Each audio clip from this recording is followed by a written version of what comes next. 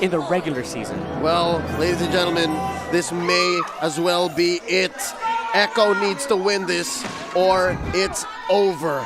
They took that shot and they went down. Omega at match point going up against Echo. Yaoi gets Ryzen, does not reset the buff, but it does give him a little more time. Renzio cutting hard bottom lane. Yeah, he's already prepped. Whenever Carl Daisy steps down to take his orange buff, the Tirot is there, so that's going to be a big problem here for Echo. Chaknu is looking at Carl Daisy. He gets the Little Wanderer, but also, again, Tirot is in the position to contest the Balmond if he ever wants to take his orange buff. Yeah, and this is a Grok that knows that he might be falling a bit behind in terms of the damage, so to compensate, he actually picked up the high and dry. It's an Assassin Emblem Grok, and that will be full damage build.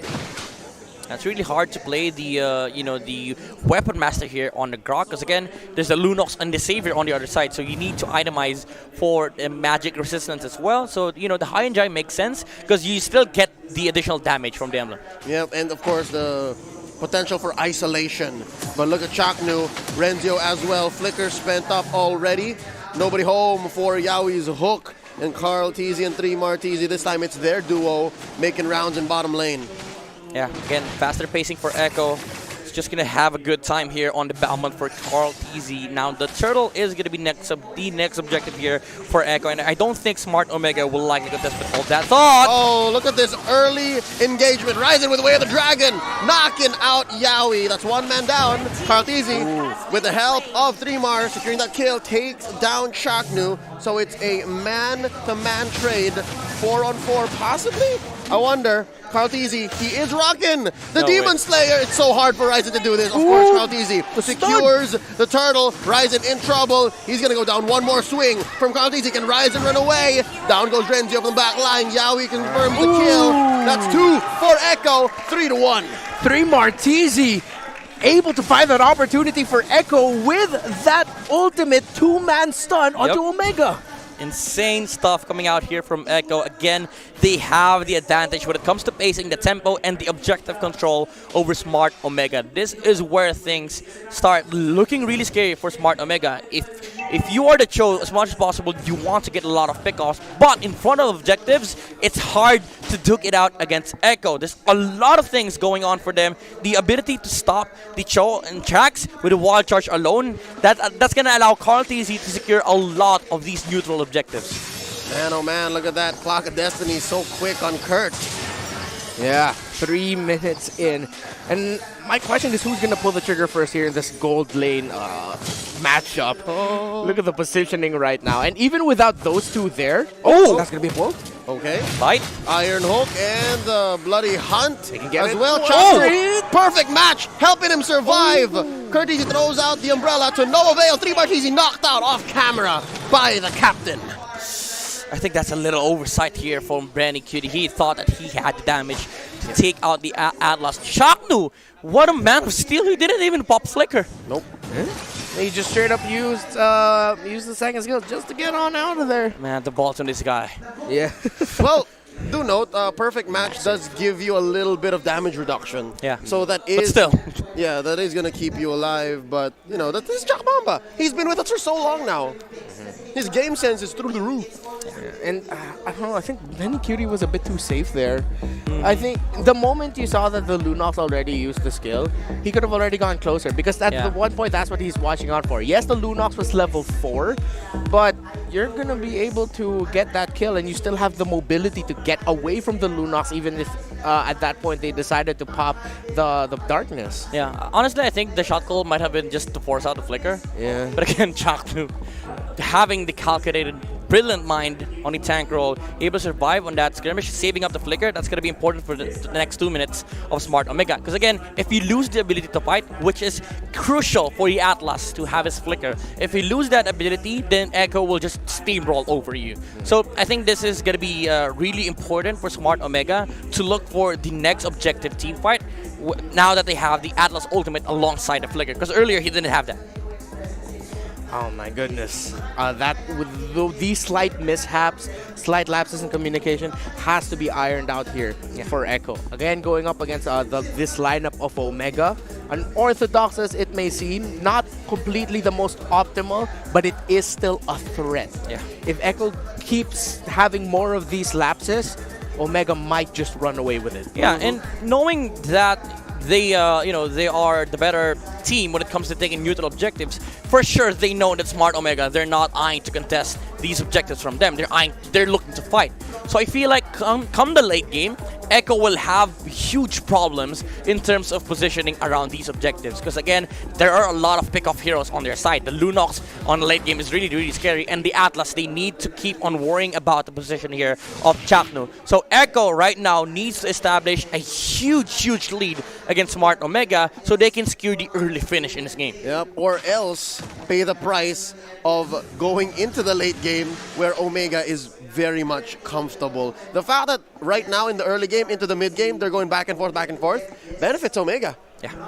Again, a lot of team fight aspect on this lineup. They're not scared to go late.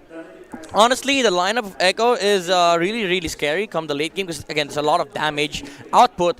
But in terms of team fight, the Atlas is the primary condition here for Smart Omega. That's the first target that they need to shut down here for Echo. Either that or you find the Flicker bite into the Lunox. I need to see what their battle spells were. Do you remember, are there any purifies from Echo? No, I couldn't remember any. They're rocking the sprints. More sprints just to run away from it. That's why, well, it's one thing to run away from it, but sometimes it's too little too late. Yeah, even the Beatrix didn't rock the Purify. It was a Flicker actually for the Beatrix. Well, I kind of understand why they chose this, because you don't want to be rocking the Purify against the Lunox. Because if he finds a Ruby DD play, then suddenly you're wiped out. Yeah. So you want to be able to run away from the Lunox in these fights. And again, if you look at the lineup of Smart Omega, it's mostly position based. So you don't really need to be worried about the actual initiation. You just need to worry about the actual engagement against Smart Omega. So be smart about it. Like, don't go into places wherein the Fatal Links will hurt you. Yeah. Oh man, it sounds like we can easily sum it up, but it's when you really see it or think about it in game, it's gonna be so difficult to do that. Yeah. You can't just say simple, be smart about it. Yeah, and by the way, this is Chaknu. So, it's Chaknu Atlas. Yep, even if you have it figured out, it just doesn't add up that way. It's like, do it, just do it. What do you mean? Just do it. It's not that simple. Yeah, it's not that simple. It's harder than you think, guys. But for the other side, it's actually that simple. They have Chaknu. It's just that one word only. If the problem is team fight execution, the other team just says Chaknu. And that's what makes it so ridiculous to think that this young man, this young Joshua Mangilog, has never won an MPL championship. Yeah, he's a walking win condition, but he's never won an MPL championship. An MSC, sure, but this is something else. Here we go. Terimakasih, a lot of pressure on him. Kartizi, somewhere else on the map, takes that turtle. Renzio with the Abyssum Strike turns it onto Terimakasih, but if there's anything we know about the new Earthen Force on the Grok, he has just physical defense in spades. Could not save his turret for the life of him. Great trade, I think. Would you guys agree? A turret for a turtle? An excellent trade. I feel like maybe Omega from a few weeks back would have rather get Ryzen and Renzo actually chase after 3-Mar. But now Omega said, no, we'll focus on the objective, we'll trade and get that tower. This is really interesting. Ryzen with the War Axe, usually when we see Joe junglers, they always go for the Blade of Hephaestus. Especially now that it's buffed, it no longer resets on minion hits. So it's really crucial for Ryzen to sit inside the team fight for so long to maximize the effect of the War Axe, but that is not the usual way for you to play Joe. So I think that's going to become a factor here for Smart Omega. Hold that thought. Lunox in top lane. Kelra in trouble. First eats a dawning light and then gets blasted by Benny Cutie with a Wesker ult. He does manage to survive by using the Order of Brilliance at the right time. So close call. Yeah, very close call there, but at the same time, Keller knew that the Dawning Light was already... he's not going to try to avoid the Dawning Light. He's with he's with a team member with the Dawning Light. But what I want to point out is something that you mentioned earlier with the War Axe. The last time we saw a Cho jungle, I felt like one of the things that we felt when RSG used it was that Demon Kite really couldn't get into position. Yeah. And I feel like maybe that's why he picked up the War Axe instead, to sort of alleviate that lack of mobility. Because, of course, as a Cho jungle, you can't get the traditional flicker you'd want to get with the Cho. So at least he's sort of compensating for it by getting movement speed instead. But yeah, the weird part there is he'll have to stay longer in fights. Yeah, but to be fair, if he goes a different route, because the thing is, this Cho has only built War Axe. We haven't seen the next item yet. Yeah. So I feel like this can be a tank Cho. On the jungle role, because the thing is, tanks are faster junglers, which is weird. Tanks are faster junglers compared to assassins now in this patch with the jungle emblem, because the passive procs a lot of numbers. Yeah. It's added with, it's amplified by the passives coming out from the jungle emblem, the first tier that deals 21% more in terms of the damage output. So that also is applied onto the passive damage of tank junglers. So then, if he starts building more tank items, you'll sort of have two Renjos in your team. Exactly. He'll want to play it like how Renjo played the Masha in the previous game. Yeah. And that's the interesting thing about tank junglers. They don't necessarily have to build damage to take out these neutral objectives, because again, with the Demon Slayer, you basically have the same damage output as a normal jungler because of the passive HP based damage output that you naturally just deal. Yeah. So in terms of objectives for Smart Omega, they don't have to worry about it. Yeah. Everything that Ryzen needs to worry about is his positioning in the team fight. That's why I think the War Axe might help him in the long run if he is able to survive long enough in team fights and secures a pick-off on these key heroes on the side of Echo. Looking at the map right now, interestingly, Kelra just spell vamped the hell out of that last wave. He's back to full health. Map control goes over to Omega despite Echo being up ahead by about 1,000 gold. The turrets and the way that the waves are managed, it's all Omega. Well, except top lane. Here we go. They do send 4 men up there. Good call. Echo really needed to do that, especially with this turtle coming up. Won't be surprised if Omega will not get the optimal position here, because look how fast it's going down. Oh, Yawi with the Way of the Dragon answered into the loving hands of Renzio as he threw him up. But again, quickly, just as much, Echo takes that turtle. So a dude for turtle, I think that is a wash.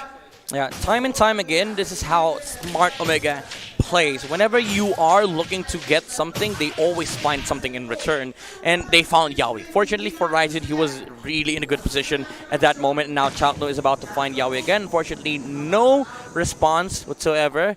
And here we go, Ryzen with the Molten Essence. I think he's going for that tank route, which I believe is going to be crucial here for their late game assurance and guarantee, because this is the win condition. The longer the fights, the better it is for Smart Omega, because it can set up an amazing play from Chaknu. Oh, Chaknu here, gonna get blasted. Lethal counter, all but the kitchen sink thrown at him. Quick takeout on the Atlas. Oh, Echo has to watch out for things like that, because if that moment happened later in the game, Keller was just there and he would have been able to blast it. But still, that was a great call for Echo to go for what? Dawning Light, look at the damage on the captain. They do get the push, but it is going to come at the cost of 3 Martizi and Kurtizi's life. 2 TZs down for Omega. Oh, the pull! Another one could be Kelra. The damage is real. It's a double kill for the Filipino Savage. It is the tank Cho that is really crucial here for Smart Omega, but also you have to take note of the damage output of this Savior. Ed to max at 8 minutes in with 1 Dawning Light, took out 3 50% HP bars. Oh my goodness. And we're That's one and one half hero. Yeah, 1.5 1 and a half hero. And this is why, like, I wasn't surprised that Kelro picked up that Lunox. It's crazy when you think about it, but dude, what have we been saying this entire series? Come on. Never doubt. Don't doubt Puckbet. Yeah, don't doubt Puckbet. It's, if I'm not mistaken, the last team to actually do something like this, I'll have to go back to my records. It might actually have been Echo to rock a magic user in the gold lane, and then just to amplify the capability of 2 main magic damage dealers as your main condition for ending it by the mid game. I think that was Omega. It was Keller that played it as well. Oh, right, yeah. It was a Lunox too. I think this is the second time we're seeing Keller on the Lunox. Yeah. Right. Oh! There's a hook onto Ryzen. The answer back. The dawning light. Ryzen's gonna bite it. And they go for the conceal. Who are they hunting for? Chaknu. Spotted by Terimakasih. Lord. Siege still continues. Benikuri taking this major river bush, that is. And that pushes Benikuri out. Still 3 members of Echo biting down on the turtle. Omega says it's not worth it. Give it over.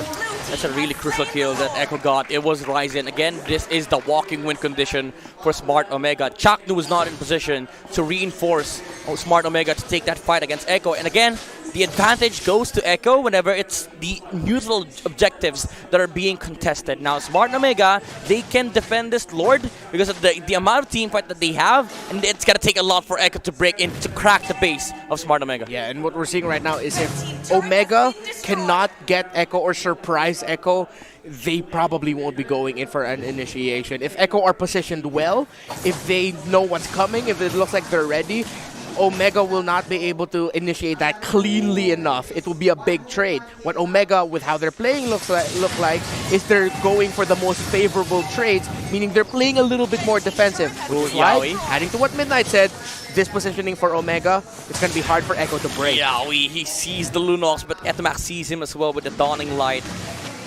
This is really good positioning here for both squads. Smart Omega, they're looking to fight here with the Atlas repositioning, but they need to defend their base. There's a huge swing in terms of utility and roles that these two teams have played. Dawning Light is now going to be used to start checking bushes. It's no longer used to clear, well, it can still be used to clear waves, but now Etomax has an all the more important job. One is to not die, and then another is to make sure that they make it into the late game. Yeah. I like the fact that he went for a lot of cooldowns on, the Savior. He went for the Enchanted Talisman first before the damage item. Usually, you do that when you are, when you are ahead to make sure that you keep on putting out these immobilized spells against the enemy. But I also like the fact that he went for this item specifically to clear waves, because the thing about their lineup is that it's not safe to clear waves against Echo because there's a Franco on the other side. Franco, the Grok can surprise as well. Oh. The 3 tanky presences, heroes on the side of Echo, along with the fact that one of those 3 tanky heroes has an ultimate that can just completely change the picture of a team fight, which is the ultimate of that Balmond, because of how he can swing with major damage done healing himself. Omega are understandably being way more careful here, even though we were saying earlier Omega should probably try to be aggressive, pick up the tempo. They can't against this lineup. Yeah, I like the pacing of Echo though. Again, this is the step-by-step we were talking about earlier. Just crush the resource control of Smart Omega, establish a lead such that you build up items way faster compared to Smart Omega. Martese is now capable of doing the Martese things, because the thing about this game is that these 2 heroes on the side of Echo, the gold lane and the jungler, are now standalone heroes. They don't need that much protection from the other heroes, in a way that Echo has now been able to set up a lot of camps around the map. Basically, map control belongs to them. Despite the amazing trades by Omega setup, they are up by 1 kill, right? 5-6 at 12 minutes. It's just so difficult to think of how, with this item deficit, Omega can come back. Because, yeah, they have been kicking Grok, they have been kicking the Franco on Terimakasih and Yaoi, but that can only get you so far. Yep, again, Smart Omega cannot look to contest the neutral objectives here against Echo. They have to give it out, but still a huge problem for Echo to crack the base of Smart Omega now that Kelra has reached a point where he deals so much damage and the flicker is ready. Yeah, it's what we would like to call in our ranked games, just look for that one set. That one set is what Omega needs. The way we usually play. The way we usually Us play. casters. It's just Chaknu just needs one flicker ultimate to completely turn around. Problem is, Echo are positioning incredibly well. They're really not giving that opportunity to Omega. Yeah. By the way, I just want to highlight, for the entire series, we haven't seen a conceal play yet. Oh, we did see a conceal retreat earlier, conceal re-engage, but nothing that wins team fights. Conceal set, nothing yet. Major, nothing There huge. you go, the conceal! And it does pop a shield in bottom and mid lane. I believe that is going to be a penetration.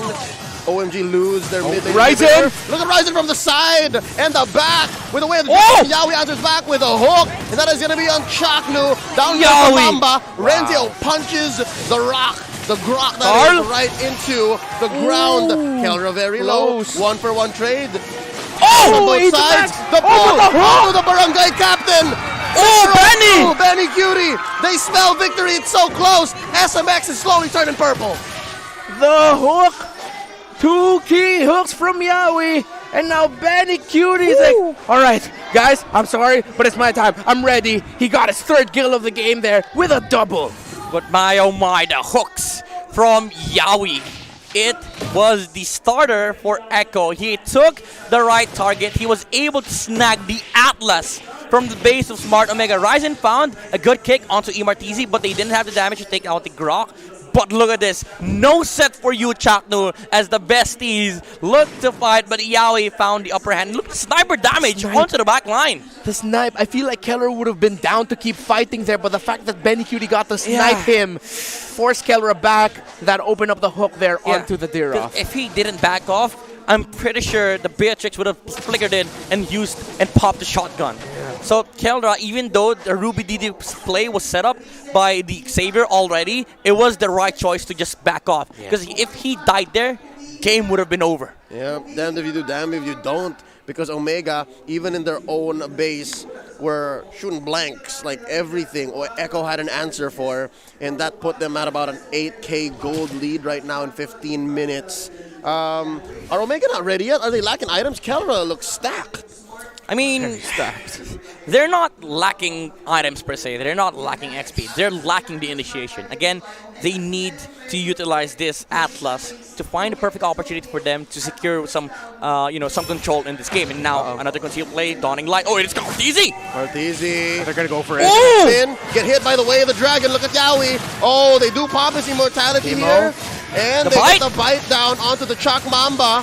And Cartizi spinning to win, trying to survive. Down goes Yawi, taken by Kelra. Chaknu traded out.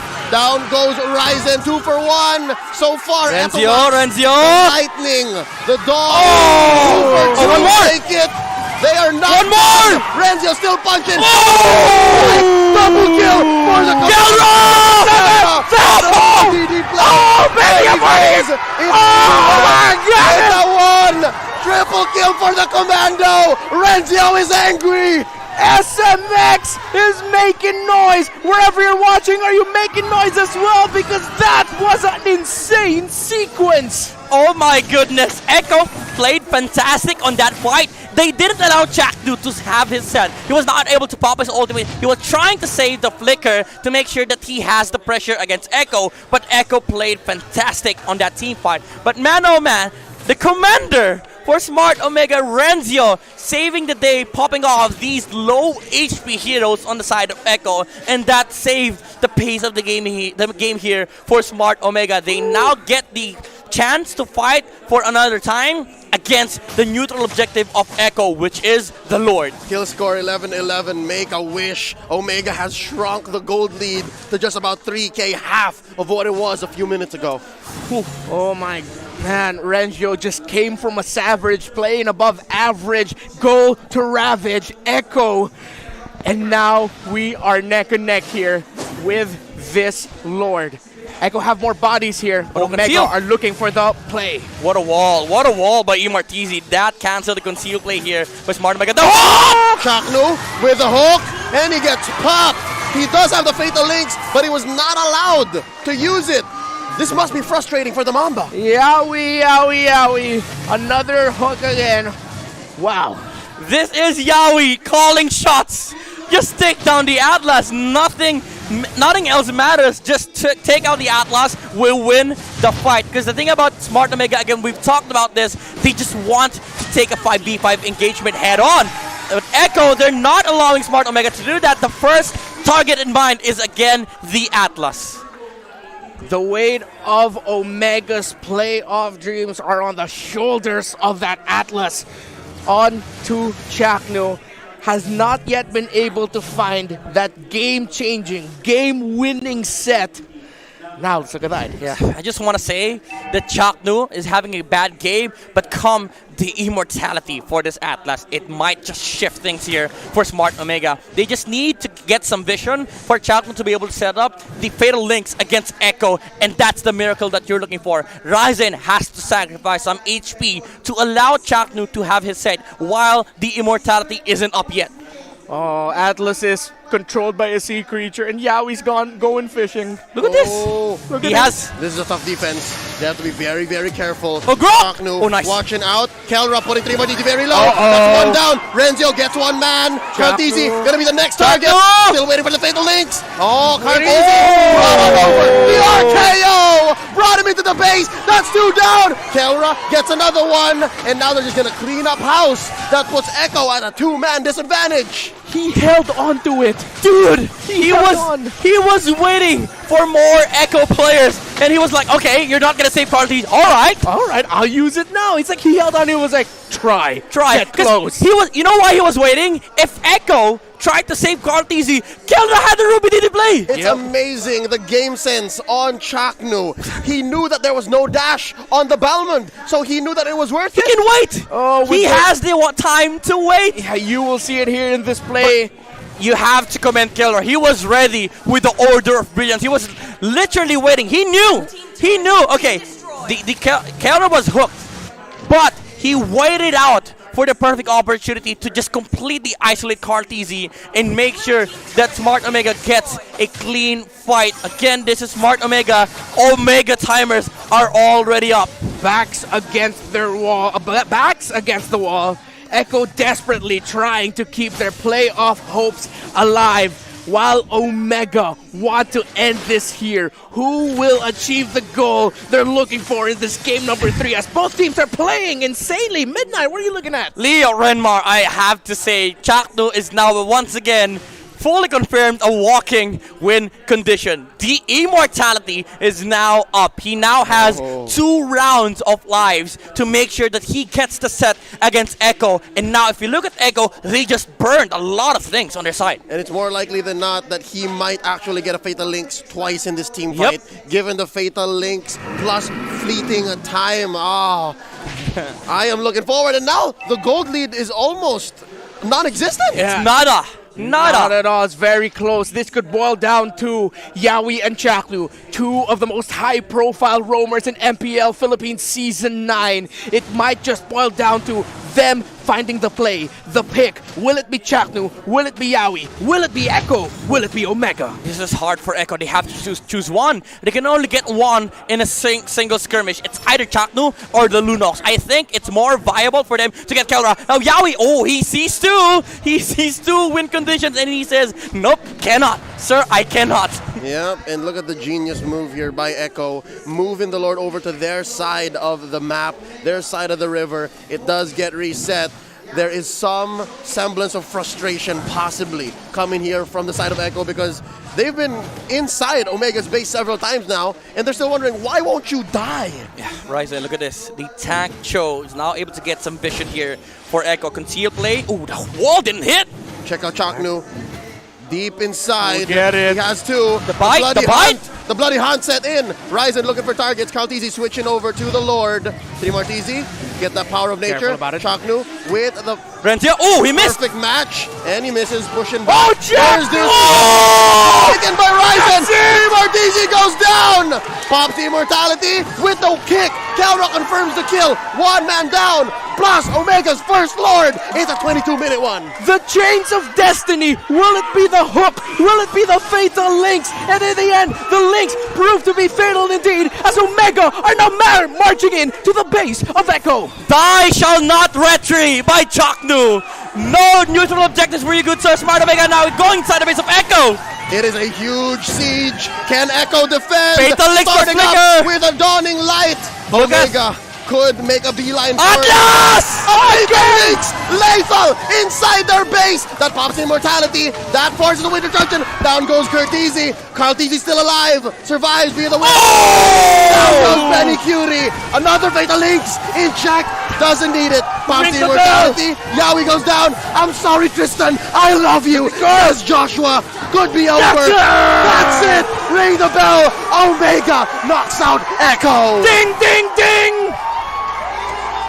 I don't know how you do this for 9 seasons. How? Again and again, playoffs mode activated. Omega has swept Echo. The Kings of Sea are in the building. Tonight, we dine in hell. The Echo Express has made its last stop into Barangay Omega. This is a really incredible moment for Smart Omega, but I'd have to say a heartbreaking one for the strongest team in the first half of the regular season, which are now officially out of MPL Season 9. They had us in the first lap.